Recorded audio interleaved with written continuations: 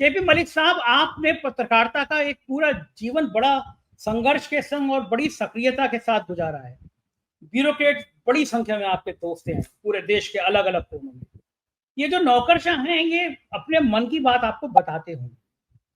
मैं, क्योंकि मेरे भी कुछ ब्यूरोक्रेट दोस्त हैं, वो जिनको यकीन होता है कि वो बात बाहर नहीं जाएगी, तो कहते हैं कि ये असंभव था, हमने नौकरी में आने से पहले सोचा नहीं था कि जो डेमोक्रेसी है, दुनिया की सबसे बड़ी डेमोक्रेसी कही जाती है, उसका ये हाल हो जाएगा, उसका इस तरह चीरहरण हो जाएगा।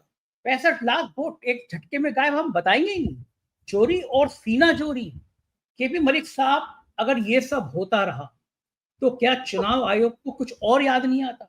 मैं विनम्र शब्दों में कह दे रहा हूं, मैं हिंसा के एकदम खिलाफ हूं, गांधी जी के मूल्यों का आदर करता हूं, लेकिन मेरे पास तमाम मैसेज और फोन आ रहे हैं और मेरे लिए बड़ा चिंता की बात है कि लोगों के जहन में ये बात आ रही है। तो क्यों आ रही है?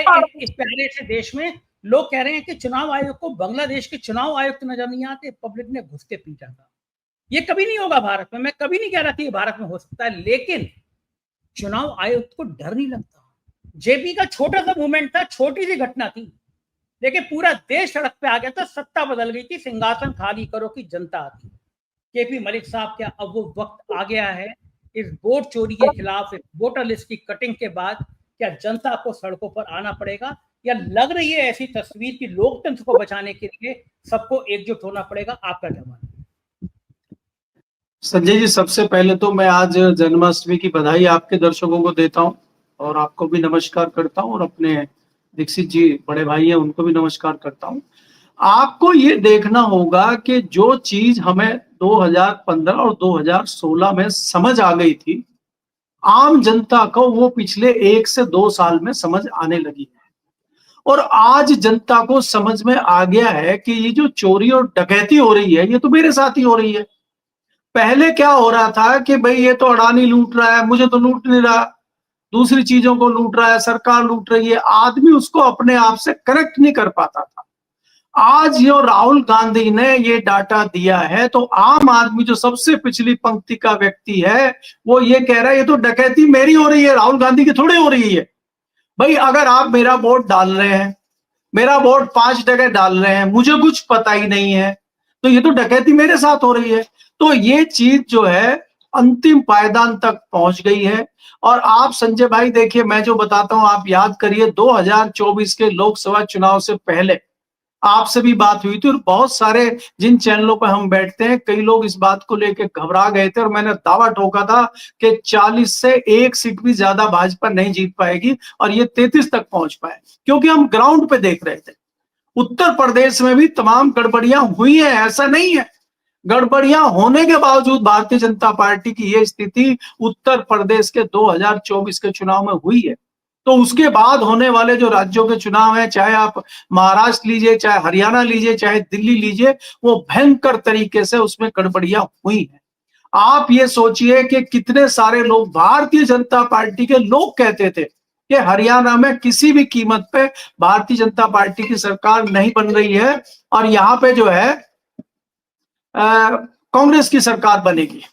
लेकिन क्या हुआ? तो अब ये सारी चीजें सामने आनी शुरू हो गई है। एक हमारे यहाँ पश्चिम उत्तर प्रदेश में विधानसभा है, क्योंकि पश्चिम उत्तर प्रदेश के बहुत लोग संपर्क में रहते हैं, उन्होंने मुझे ये बताया कि भैया एक विधानसभा में टारगेट रखा गया है मिनिमम 15,000 वोट का, कि 15,000 वोट कटवाने हैं और 15,000 वोट ऐसे बनवाने हैं जहां पे उनको मैनेज किया जा सके, जो जहां अपने लोग हों उनको कहा एक जगह 4 वोट बने, एक जगह 5 वोट बने, और जहां पे ऐसे संभावना है कि ये थोक का थोक भारतीय जनता पार्टी के खिलाफ जाता है, उसमें मुस्लिम समाज के लोग हैं या उसमें भाई दूसरे दलित टाइप के लोग हैं जो दूसरी, मुझे लग रहा है कि शायद मलिक साहब इतनी षड्यंत्र जो है विधानसभा की सीटों पे हुआ और उसका रिजल्ट आप देख रहे हैं। ये हमें 2022 और 2024 के बीच में पता लगना शुरू हो गया था, लेकिन हमने कहा इतनी बड़ी गड़बड़ी नहीं हो सकती, छोटी मोटी ठीक है, और मशीनों पे भी खुलेआम इस तरह का दावा कर रहे हैं, लेकिन हमें ये लगता था कि ध्यान बटाया जा रहा था मशीनों पे और असली काम हो रहा था इधर। अब राहुल गांधी को अगर मैं देखता हूं, ये जो आप अगर पिछले 15 दिन से या 1 महीने से राहुल गांधी की एक्टिविटी को ध्यान से देखें, राहुल गांधी स्वीकार्य होते जा रहे हैं तमाम महागठबंधन के नेताओं। अब किसी की हैसियत ये नहीं है, चाहे वो अखिलेश यादव हो, चाहे वो ममता बनर्जी हो, चाहे शरद पवार हो, चाहे शिवसेना वाले हो, कि वो उनकी बात मानने को मना कर दें। इतना दबाव और इतना तो अपना रुतबा राहुल गांधी ने बना लिया है। आप हैरान हो जाएंगे देख के कि इतना कॉन्फिडेंस राहुल गांधी में देख के, और इतनी शानदार उन्होंने जो प्रस्तुति दी है इन चीजों की, उससे विपक्ष वाले भी मान के चल गए कि यार हमें अंदाजा ही नहीं था कि राहुल गांधी जो है यहां तक पहुंच जाएंगे और इस तरह करेंगे। और इसके अलावा संजय जी, जो चीज आपको दिखाई नहीं दे रही है, जो अंदर चल रही है, जो हमारे सूत्र बता रहे हैं, हमारी जानकारी है कि सारा खेल पर्दे के पीछे, सारी रणनीति प्रियंका गांधी कर रही है। अब यहां मैं चैनल पे आपको बता दूंगा, जो खुद मेरे गले नहीं उतरी, लेकिन 8 दिन पुरानी खबर है कि मेरे पास इस तरह की खबरें आई कि संघ के नागपुर के बहुत वरिष्ठ एक प्रचारक प्रियंका गांधी से मिलने दिल्ली आए। राहुल गांधी से उनकी मुलाकात नहीं हो पाई, और लेकिन प्रियंका गांधी से उनकी लंबी मुलाकात हुई है, वो कहीं पब्लिक डोमेन में नहीं है। और जब मेरे नागपुर के सूत्र ने मुझे खबर दी, मैंने उसी को कह दिया तुम क्या बकवास है यार, तुम मेरे को यूज करके कुछ उल्टा सीधा चलवाना चाहते हो। बोला आपको पता लग जाएगा कुछ दिनों के बाद। तो आप ये देखिए कि इस तरह की चीजें चल रही हैं। दूसरा संजय जी, आप लगातार, मैं पिछले दिनों से कह रहा हूं कि जो संघ की मानसिकता के सांसद हैं भारतीय जनता पार्टी में, उन्होंने बिगुल बजाया हुआ है, और 3 दर्जन सांसदों के नाम भी आ गए हैं जो कभी भी आपको गच्चा दे सकते हैं। उपराष्ट्रपति के चुनाव में भी ये हो सकता है, क्योंकि वहां पे आपको वोट दिखा के तो डालना नहीं है, कोई व्हिप तो जारी होती नहीं है। तो ये खेल अगर हो जाए तो मुझे तो कम से कम आश्चर्य होगा नहीं। मैंने आपको बताया कि जब उत्तर प्रदेश के रिजल्ट आने वाले थे 2024 के, कई सारे आप जैसे दोस्तों ने मुझे कहा मलिक साहब ने बढ़ चढ़ के बोल दिया, कहीं ऐसा तो नहीं गड़बड़ हो जाएगी। मैंने, आप चिंता ना करो, गड़बड़ होगी तो मेरी होगी भाई, मैं झूठा साबित हो जाऊंगा, तुम्हें क्या चिंता है। तो इसलिए मैं कह रहा हूं कि ये अगर इस तरह की चीजें जो दिल्ली में चल रही है, अब मुझे कोई हैरानी नहीं होती किसी चीज पे। आप धनखड़ जी का देखिए क्या हुआ, कई लोग हैरान हो गए, हमें कोई हैरानी नहीं है। और इस तरह की जब आप और भी आने वाले समय में चीजें देखेंगे, आपको हैरानी नहीं हुई धनखड़ का इस्तीफा होकर, आपको हैरानी नहीं हुई? ना ना ना, अरे भाई आपको डॉक्टर ने कह दिया है कि संजय शर्मा जी के उसमें दिक्कत है थोड़ी सी, और इनका हार्ट सही से काम नहीं कर रहा है, और 15 दिन बाद संजय शर्मा जी के, सॉरी इसको माफ करना, आप पे एग्जांपल दे रहा हूं कि अगर हॉस्पिटल वाले कह देते हैं कि संजय शर्मा जी की डेथ हो गई, ले जाओ, तो मुझे क्यों हैरानी होगी? डॉक्टर ने तो 15 दिन पहले ही कह दिया था। भाई आप इनकी हरकतें देखिए ना, आप इनकी हरकतें देखिए। आज जाट समाज से इतना प्रेशर मेरे ऊपर आ रहा है कि आप लिखिए, आप चैनलों पे इनके लिए बोलिए, ये करिए। मैंने भाई क्या बोले इनके लिए, ये तो खुद ही नहीं बोल पा रहे। जो व्यक्ति खुद ही नहीं बोल पा रहा, मैं उनके लिए क्या बोलूं? अच्छा मलिक साहब एक मिनट रोकूंगा मैं, आपके पास सारी जानकारी रहती है। मैं जानता हूं कि पश्चिमी उत्तर प्रदेश के जितने बड़े जाट नेता हैं वो सब मलिक साहब के दोस्त हैं, मलिक साहब से सलाह भी लेते हैं, और एक दोस्त के नाते मलिक साहब सलाह भी देते हैं। तो वो धनखड़ जी को भी जानते हैं, और स्वर्गीय सतपाल मलिक जी की भी एक चीज जानते थे। मुझे कल किसी ने बताया कि धनखड़ साहब जी की बेटी और दामाद का कुछ मामला है, शायद अधिवक्ता हैं, कुछ बड़ी डील हुई है, और साहब, छोटे साहब और बड़े साहब गुजरात से इस खेल के मास्टर हैं, जासूसी के मास्टर रहे हैं कि संजय शर्मा का फोन कब रिकॉर्ड हो जाएगा, पैगासस कब डालना है, केपी मलिक साहब किस नेता से मिलने गए, केपी मलिक साहब किसके संग बैठ के घूम रहे हैं। ये सारी चीजें जासूसी के मास्टर है, छोटे साहब और बड़े साहब। क्या इन घटनाओं में जो धनखड़ जी को लेके चर्चा हुई है, क्योंकि देखिए औलाद के आगे सब झुकते हैं, तो ये धनखड़ जी को लेके चर्चा हो गया कि कुछ बेटी दामाद के, कुछ वकालत के, कुछ बड़े कारपोरेट हाउस की डील हुई है, क्या इसमें ये केवल अफवाहें हैं, या मलिक साहब इनमें कुछ दम है, कुछ चर्चा है? देखिए, सबसे पहले तो आपको मैं संजय जी जानकारी दे दूं, शायद आपको नहीं होगी। धनखड़ जी का बेटा जब 14 वर्ष की उसकी आयु थी तब उसकी डेथ हो गई थी। इनके 2 ही बच्चे थे, और अभी सिर्फ इनकी एक बेटी है और दामाद है। हाँ, उसी की एक बात तो है। ये, हाँ, उसके बावजूद भी आप ये देखिए कि इनको शिकन नहीं है किसी भी चीजों को करने में। बेटी विदेश में है ना? हाँ, बेटी बेटी बेटी विदेश में है ना? नहीं नहीं, बेटी इंडिया में ही है। अच्छा बेटी इंडिया में मेरी मेरी जानकारी के मुताबिक यही रहती है। और आजकल देखिए, विदेश जाना कोई बहुत बड़ी बात नहीं है। हमारे जो पूर्व इलेक्शन कमीशन है, वो तो माल्टा का डाल्टा पी रहे हैं, है ना। और खबरें तो यहाँ तक हैं कि उन्होंने सब सेटिंग कर दी है, पत्नी भी वहीं भेज दिया है, बस उनको सूटकेस उठाना है, फ्लाइट पकड़नी है, निकल लेना है। तो ऐसी तो बहुत सारी चीज। माल्टा की नागरिकता भी 3 करोड़ में मिल जाती है। आप मैं 24 घंटे इसीलिए बाद मैं इसीलिए आपको कह रहा हूं कि देखिए, इसीलिए जो आपके पास संभावनाएं लोग जता रहे हैं कि यहाँ कभी भी बांग्लादेश वाली स्थिति हो सकती है, वो इन सब चीजों को देख के समझ के कह रहे हैं कि ये लोग तो झोला उठाएंगे, निकल लेंगे। जो लोग बचेंगे इधर, वो क्या करेंगे? तो वो संभावनाएं देखते हुए आप बांग्लादेश का जिक्र लोग कर रहे हैं। आप बात जो धनखड़ जी की कर रहे हैं, धनखड़ जी का खाली बेटी का और दामाद की बात नहीं है, उनके अपने कर्म भी बहुत सारे हैं, जिसका तमाम लेखा जोखा, सीडी, वीडियो, पेन ड्राइव सब इनके पास है। ये तो इस मामले के क्रांतिकारी हैं। आपको कोई नई बात इसमें क्या है? ये तो जैसे हमारे यहाँ कहते हैं गांव में कि पुलिस जो है रस्सी का सांप बना देती, जेवड़ी बोलते हैं हमारे यहाँ पश्चिम उत्तर प्रदेश में, तो ये पुलिस तो जेवड़ी का सांप बना देती है। तो इन्होंने तो संजय जोशी का जेवड़ी का सांप कब का बना दिया था। तो जब ये जेवड़ी का सांप बना सकते हैं, तो ओरिजिनल वाले सांप का तो ये क्या हाल कर सकते हैं, आप सोच ही सकते हैं। तो वो तो खुद ही फंसे हुए हैं। आप ये देखिए, अगर इस तरह की चीज हो जाती, मैं 2 पॉइंट इसमें बहुत बड़े दे रहा हूं और आप भी चर्चा में करते हो। अगर धनखड़ जी पे ये कह रहे हैं कि दबाव बना रहे हैं, आप इस्तीफा दीजिए, और वो ये कह दे मैं नहीं दे रहा हूं, तो क्या करेंगे आप? फांसी देंगे उनको? वो कह रहे मैं नहीं दे रहा, जो करना आपको करो। सतपाल मलिक ने कहा ना कि भाई मैं ना इस्तीफा दे रहा और ना मैं हट रहा, जिसको जरूरत है हटाओ मुझे। उन्होंने 10 जगह ये कहा, भाषणों में भी कहा, पत्रकारों को भी कहा कि वो कई लोग पूछते थे कि आप इस तरह से बोल रहे हैं, आप इस्तीफा दे दीजिए। बोला मैं क्यों दे दूं इस्तीफा, ये हटाए मुझे। तो ये हिम्मत क्यों नहीं हो रही धनखड़ जी की? दूसरी बात ये हो रही है कि आप ये सारा मामला अपने अंदर दबा के लेके जाएंगे, इसमें क्या आपकी मजबूरी है? क्यों नहीं आप बोल पा रहे हैं? तो ये बहुत सारे इस तरह के सवाल खड़े हो रहे हैं, और इसके पीछे यही है कि आपने कोई ऐसी गड़बड़ी की है जिस पे आप ब्लैकमेल हो रहे हैं। थोड़ा सा आपको हिंट दे देता हूं, ये एंगल है धनखड़ का। इसके अलावा आप गुजरात लॉबी के एंगल पे भी तो आइए ना। आरएसएस जिस तरह से हावी है, आरएसएस ने जिस तरह से मामला टाइट किया हुआ है, अब इनको नजर आने लगा है। तो ये पहले तो बड़ी जगह गए थे, जब बड़ी जगह से मामला नहीं बना तो फिर ये छोटी जगह आ गए, छोटे वाले को टाइट कर दिया इन्होंने, क्योंकि इनको कोई जगह भी तो खाली करनी है ना अपने लोगों के लिए, अपने लिए। क्योंकि कल को परिस्थितियां अगर कुछ भी बनती हैं तो फिर हम क्या एक्शन लेंगे, क्या करेंगे? क्योंकि धनखड़ कंट्रोल से बाहर हो रहे थे थोड़े थोड़े, तो हमें तो वहां कंट्रोल का आदमी चाहिए। तो इसलिए इन्होंने ये रणनीति की है, और इसमें धनखड़ ने भी सहयोग दिया उनको ये चीजें करने में, क्योंकि उसके तो वो भी क्रांतिकारी हैं। तो बहुत सारी चीजें ऐसी है जो धनखड़ जी को ना बोलने पे मजबूर कर रही हैं, और उतनी हिम्मत नहीं है। देखिए, मैं तो आपके चैनल पे कहा था कि झुका हुआ जाट और टूटी हुई खाट।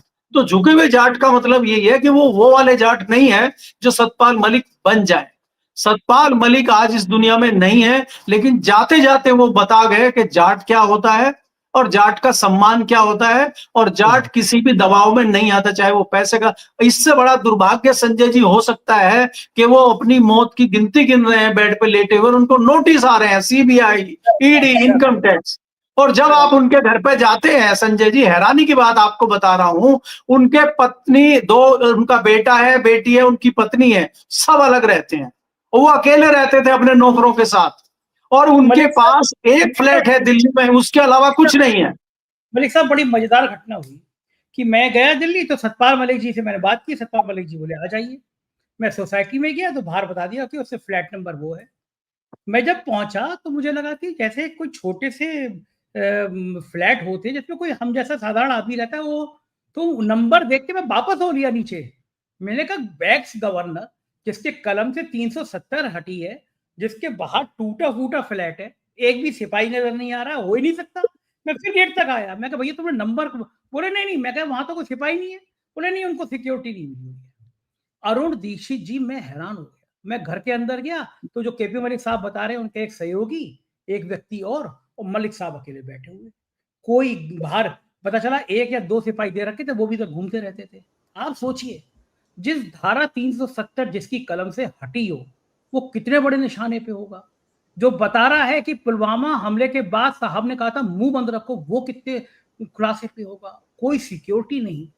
केपी मलिक साहब, इससे शर्मनाक क्या हो सकता है कि एक व्यक्ति की सिक्योरिटी ना दी जाए जो वो आतंकियों के निशाने पर हो। लेकिन कुछ लोग होते हैं ना, वो इतिहास में अपना नाम दर्ज कराते हैं। एक छोटा सा किस्सा मुझे याद आ गया, मैंने कल परसों में भी कहा था। जब भगवान श्री राम श्रीलंका पर चढ़ाई करने जा रहे थे, पुल बन रहा था, तो एक चींटी अपने दाना कड़का लेके मुंह में जा रही थी। तो बंदरों ने मजाक उड़ाई, जो बानर सेना बना रही थी, कि चींटी तेरे कड़ का क्या?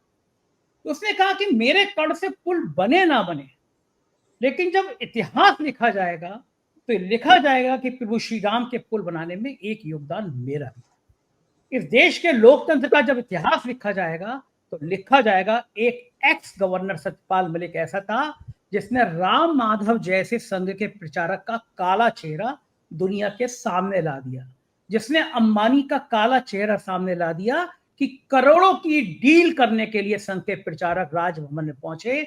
एक गवर्नर ऐसा भी था जिसने प्रधानमंत्री को बता दिया, और फिर जब वो मृत्युशैया पे था तो उसी के खिलाफ सीबीआई और ईडी।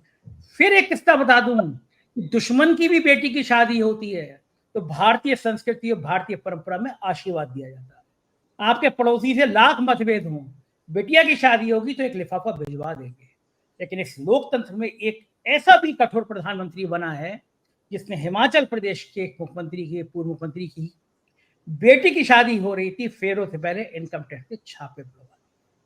केपी मलिक साहब, सत्यपाल मलिक आज दुनिया में नहीं है, लेकिन जैसे मैंने कहा इतिहास लिख दिया। और पुलवामा की ये घटना जब तक होगी तो एक संदेह जो पैदा होगा वो सत्यपाल मलिक की बातों का होगा। उन्होंने मुझसे इंटरव्यू में कहा था कि साहब ने कहा था चुप रहो। तो वोट चोरी से लेकर पुलवामा की घटना, यानी हर जगह सिर्फ और सिर्फ वोट है। ये राजनीति कहां ले जाएगी देश को मलिक साहब? नहीं संजय जी, इसमें थोड़ी सी चीज ये जोड़ना चाहते हैं कि देखिए, सतपाल मलिक जी के जब उनका शोक सभा हुई या उनका जो है क्रियाक्रम हुआ, एक भी भारतीय जनता पार्टी में जो जाट समाज के नेता है किसी की हिम्मत नहीं हुई आने की। जयंत चौधरी फटाफट वहां फॉर्मेलिटी करने के लिए उनकी डेथ होते ही हॉस्पिटल पहुंच गए। और उसके बाद आप ये देखिए कि पूर्व गवर्नर है और हॉस्पिटल के प्रशासन पे इतना दबाव आ गया कि जल्दी खाली किया जाए। और एक जो हर चीज पे जो 2,000 रुपए किसान को देने के लिए, एक छोटा सा कुछ करने के लिए प्रधानमंत्री ट्वीट करते हैं, एक ट्वीट तक नहीं कर पाए। आप इनकी मानसिकता का अंदाजा इस चीज से लगा सकते हैं कि व्यक्ति के जाने के बाद भी ये अपनी दुश्मनी और अपने एजेंडे को किस तरह से पाल के रखते हैं। तो इसलिए मैं आपको ये कहना चाह रहा हूं कि ये जो जन आंदोलन की शुरुआत राहुल गांधी ने की है, और लोगों का मानना ये है कि ये आंदोलन राहुल गांधी का नहीं है, ये आंदोलन हमारा है। और बॉस, आप अगर इतिहास को याद करेंगे संजय जी, राजीव गांधी से बड़ा रिकॉर्ड किसी के पास नहीं है। 400 सांसद थे और भाई साहब वीपी सिंह यहां से एक पर्ची निकालते थे, ऐसे अरुण जी को याद होगा, बोफोर्स घोटाला, और ऐसा परसेप्शन बनाया था कि वो राजीव गांधी की सरकार को धराशायी कर दिया था, हालांकि निकला उसमें कुछ नहीं। तो आज जो, और ये तो सच्चाई है, आज तो निकाल दिया है राहुल गांधी ने 65 लाख, और आप उस 65 लाख की बात कर रहे हैं जो रिकॉर्ड पे है। जो रिकॉर्ड पे नहीं है वो कहां है डाटा? अभी आपने देखा होगा कि मैं जो आपको रणनीति कांग्रेस की और बता रहा हूं प्रियंका गांधी की, आप देखिए कि एक मीटिंग दफ्तर में होती है कि भाई ये फलाने फलाने आदमी आएंगे, उसके बाद विज्ञान भवन में कॉन्फिडेंस देखिए राहुल गांधी का कि सारे वकील उनकी पार्टी के, उनको बुलाया गया है, क्योंकि ये लड़ाई अब जिलों में जाने वाली है। उसकी तैयारी, आप तैयारी देखिए उनकी। दूसरी चीज ये है कि ये तो मत में मस्त है अभी, ये तो कह रहे हैं भाई तो राम हमारे साथ हैं। अब इनको गलत, इनको ये नहीं पता राम इनको छोड़ के चले गए हैं। जब अयोध्या में आप हार गए, चित्रकूट में हार गए, और आपने इज्जत किसी तरह काशी में बचाई, तो राम तो आपके साथ है नहीं। अब ये कृष्ण जी की थोड़ी माला जप रहे हैं कि मथुरा में थोड़ा करो, मक्खन चढ़ा रहे हैं उनको, क्योंकि मक्खन चोर थे वो, तो ये उनको मक्खन वक्खन सब दे के कोशिश करें, लेकिन होना कुछ नहीं है। तो मेरा कहने का मतलब ये है कि ये जो जन आंदोलन बनाया है और इतिहास रहा है कांग्रेस का, चाहे वो इंदिरा गांधी हो चाहे वो राहुल गांधी हो, इतिहास वहीं से बनता है। बेलची कांड अरुण जी को याद होगा इंदिरा गांधी का, जब वो हाथी में बैठी थी और उनको वो लोग ये कहते थे कि ये दोबारा जीत ही नहीं सकती कहीं से, ये खत्म हो गई है, और क्या इतिहास रचा था। तो आप मान के चलिए कि इस डिबेट को याद रखिए आप कि बहुत बड़ा इतिहास राहुल गांधी बनाने जा रहे हैं और कांग्रेस एक बार फिर देश को पलटती हुई दिखाई देगी आपको। और आजकल का युवा जिस तरह से अंधभक्त बना हुआ है, उसकी भक्ति भी धीरे धीरे जाग रही है कि हमें भक्ति में इधर घुसा के उधर सब मामला लूट लिया है। अब आपको एक जानकारी छोटी सी देकर फिर अरुण जी को देता हूं कि आप ये देखिए कि जिस तरह एथनॉल की बात आप करते थे, एथनॉल आपने हमारी गाड़ी में घुसा दिया पेट्रोल में, हमें पता ही नहीं है। हमारी गाड़ी का जो एवरेज आता था 12-15 का, वो 8 का एवरेज आ रहा है। मैं 3 बार लड़ने चला गया उससे, सर्विस करने वाले से। और बाद में क्या है कि आप एथनॉल 20% की परमिशन दी है, 40% वो मिला रहे हैं और पेट्रोल पे आपने 2 रुपए भी कम नहीं किए। जो आप हमसे 2 और 3 तरह की ठगी कर रहे हैं, ये तो अभी जनता को मालूम ही नहीं है। तो अभी तो बहुत सारी चीजें ऐसी हैं जो जनता को मालूम पड़ेंगी और जनता सड़कों पे उतरेगी। बिल्कुल ठीक बात है। केपी मलिक साहब, अरुण दीक्षित जी कह रहे हैं कि अगर उत्तर प्रदेश से झटका नहीं मिला होता, तो बाकी ये बात सही है, और उत्तर प्रदेश में ओवर कॉन्फिडेंस में भी थे कि हम सब जीत जाएंगे। 2 महत्वपूर्ण बात करना चाहूंगा मलिक साहब आपसे। आपका लेख भी छपा है, आज पूरे देश ने पढ़ा, बड़ा जबरदस्त लेख है, और खास तौर से उसकी जो लास्ट लाइन है वो बड़ी जबरदस्त है कि मोहन भागवत ने इशारा किया कि 75 साल के बाद आदमी को छोड़ देनी चाहिए। तो इशारा साफ था, मेरे लिए तो कहेंगे नहीं, वो अपने प्रिय मोदी जी के लिए कहेंगे। और अगर भागवत कुछ नहीं कर पाते हैं, ऐसी खुद ही चले जाते हैं, रिटायर हो जाते हैं, तो बहुत जबरदस्त लाइन लिखी है। मैं अभी मलिक साहब के मुंह से वो लाइन सुनूंगा। पहला सवाल ये कि ये जो वोट चोरी हो रही है, संघ जो तो नैतिकता की बातें करता था, संघ तो लोकतंत्र की बातें करता था, तो क्या संघ भी इस वोट चोरी की सहमति में शामिल है? केपी मलिक साहब, पहला सवाल। क्योंकि अगर लोकतंत्र को मजबूत जिस शख्स को, जिस संस्था को बनाना है, वो शख्स, वो संस्था हर हालत में वोट चोरी को कभी अलाउ नहीं करेगी। तो मेरा सवाल ये है कि उन लाइनों के साथ मुझे ये बताइए कि क्या संघ की भी सहमति है कि सत्ता चाहिए, या फिर वो अटल बिहारी वाजपेयी की बात भूल गए कि मुझे अगर ऐसी सत्ता, वो जरा सा मैनेज करते सत्ता बच जाती, उन्होंने कहा ऐसी सत्ता मुझे चिमटे से भी छूना स्वीकार नहीं है। तो वो जो वाजपेयी वाली भाजपा थी, वो भाजपा खत्म हो गई। अब गुजरात की भाजपा है, गुजरात के कारपोरेट हाउस की भाजपा है, जिसमें एक से एक भ्रष्ट और बेईमान नेता, जिसके लिए बाकायदा किताबें जारी की जाती हैं, जिसके भ्रष्टाचार की कहानियां बताई जाती हैं, वो भारतीय जनता पार्टी की वॉशिंग मशीन में आता है, उसके सब पाप धुल जाते हैं, वो मुख्यमंत्री बन जाता है, वो उप मुख्यमंत्री बन जाता है। तो मैं ये जानना चाहूंगा मलिक साहब, वोट चोरी के इस धंधे में क्या सब शामिल हैं? क्या संघ की मौन सहमति है? और जो लास्ट लाइन भागवत साहब के लिए आपने लिखी है, पहले वो लाइन पढ़ के दर्शकों को बताइए, आपके मुंह से ज्यादा अच्छी लगेगी, और फिर इस वोट चोरी में संघ की भूमिका जरा ये बताइए है क्या? नहीं, देखिए इसमें क्या है, ये आर्टिकल 2-3 दिन पुराना है और मेरे पास नागपुर से फोन है, अभी भी बीच में लाइव पे भी फोन आया था कि इस आर्टिकल ने वहां हड़कंप मचाया हुआ है और ये मोहन भागवत जी की टेबल तक पहुंच गया। और इसमें जो ये है कि 100 साल के आरएसएस के इतिहास में सबसे कमजोर संचालक होंगे, सबसे कमजोर जो नेतृत्व कर रहे हैं आरएसएस का, वो आप सिद्ध होने जा रहे हैं अगर आप कुछ नहीं करते हैं। और उससे मुझे तब थोड़ा सा बल मिला कि जब अगले ही दिन मोहन भागवत ने ये कहा कि 11 साल में शिक्षा और स्वास्थ्य में कुछ नहीं हुआ। और 2 दिन पहले उन्होंने ये भी कहा कि भाई अगर मुझे गुस्सा मत दिलाइए और मुझे मजबूर मत कीजिए कोई एक्शन लेने पर। तो ये सारी चीजें हैं। दूसरी बात जो आप सवाल मूल कर रहे हैं संजय जी के क्या वोट चोरी में संघ का साथ है, मैं नहीं मानता कि संघ इस लेवल पे चला जाएगा। लेकिन मैं इस बात को भी कह सकता हूं कि संघ भी दूषित हो चुका है। अब अगर सरकार बनाने में आपने गठबंधन की सरकार बनाई है और सहयोगियों के साथ आपने कुछ बात करी है और आपने कहा भाई ये हमारे एजेंडे रहेंगे, तो संघ के भी एजेंडे थे, संघ के तमाम एजेंडे पूरे हो गए तो संघ कहीं ना कहीं दबाव में आ गया। लेकिन आप संघ को भी बाद में ब्लैकमेल करने लग गए कि हमने आपके लिए ये किया है तो आपको चिंता क्या है। अब जैसे आप गठबंधन की बात करें, एनडीए इतना पुराना गठबंधन था, उसमें शिवसेना और अकाली दल वाले लोगों को आखिर मजबूर होकर छोड़ के जाना पड़ा कि आप उस रणनीति से कहीं ना कहीं अलग लाइन आपने ले ली। तो संघ भी मजबूर हो चुका था और संघ के जो कुछ लोग थे इन्होंने उनको अपने पाले में ले लिया था। शाम दाम दंड भेद सीडी पेन ड्राइव तो आप समझ ही रहे हैं, तो उसमें तो संघ में भी कर सकते हैं ना। संजय जोशी भी तो संघ से ही आते हैं ना।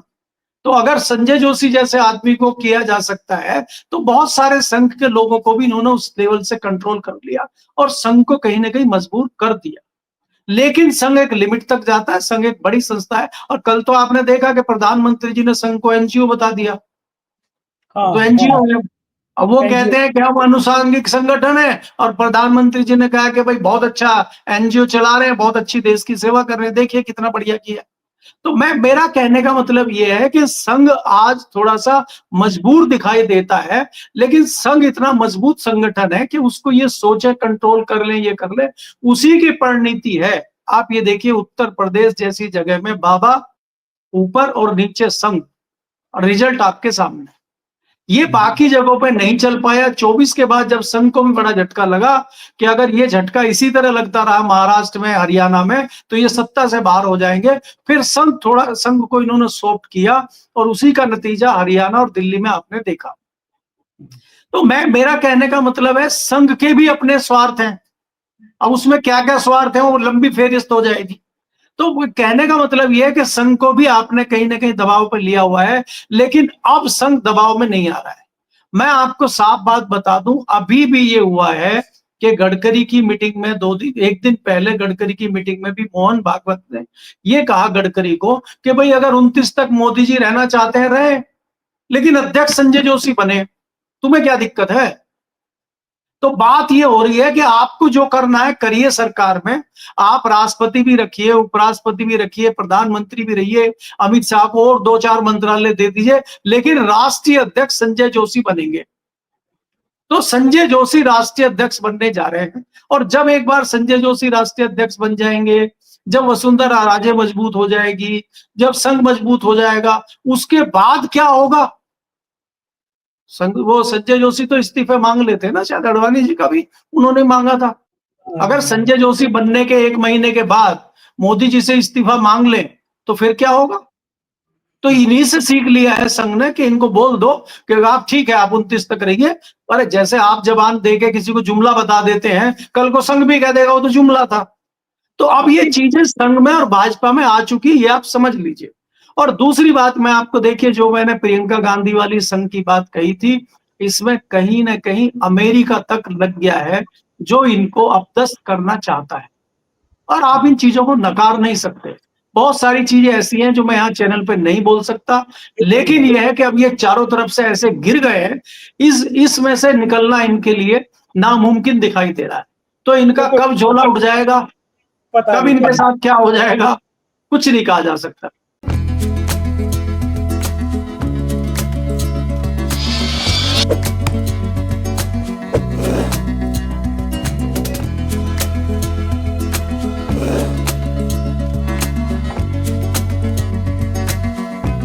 you